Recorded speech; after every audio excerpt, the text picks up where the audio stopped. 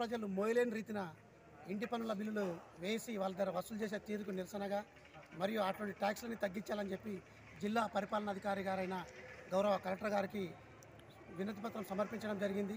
రామాయణపేట గ్రామ పంచాయతీగా ఉన్నప్పుడు పేద ప్రజలకు ఉపాధి హామీ పథకం ఉండేది, వారికి పని దొరికేది. ఈరోజు కొంతమంది స్వలాభం కోసం గత పాలకులు ఆ మున్సిపాలిటీగా ఏర్పాటు చేసి మేజర్ గ్రామ పంచాయతీ ఉన్న రామాయణపేటను తొలగించి మున్సిపాలిటీ ఏర్పాటు చేసేసి కేవలం వాళ్ళ స్వలాభం కోసం చేసుకున్న ఈ యొక్క మున్సిపాలిటీ పేద ప్రజల పాలన శాపంగా మారింది. ఈరోజు మోయలేని పన్నులు మున్సిపల్ అధికారులు ప్రత్యేక అధికారులను నియమించేసి ప్రతి 3-4 నెలలకోసారి వార్డులలో తిప్పుతూ ముక్కుబెండి బిల్లులు వసూలు చేసే తీరు మాత్రం చాలా దారుణంగా ఉంది. మరి ఎన్నిసార్లు మున్సిపల్ అధికారులకు మరి మున్సిపల్ కమిషనర్ గారికి విన్నపాలు పెట్టినా కనీసం చీమగుట్టినట్టు కూడా రెస్పాండ్ కూడా అవ్వట్లేదు.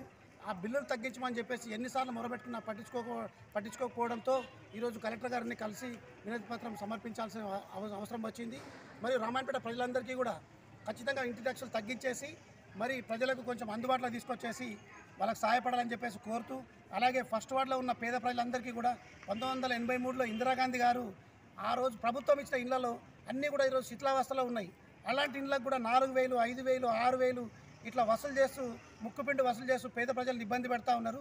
దయచేసి మున్సిపల్ ఉన్న అధికారులు కూడా ఒకసారి దృష్టి సారించేసి పేద ప్రజలకు అందుబాటులో తీసుకురావాలి.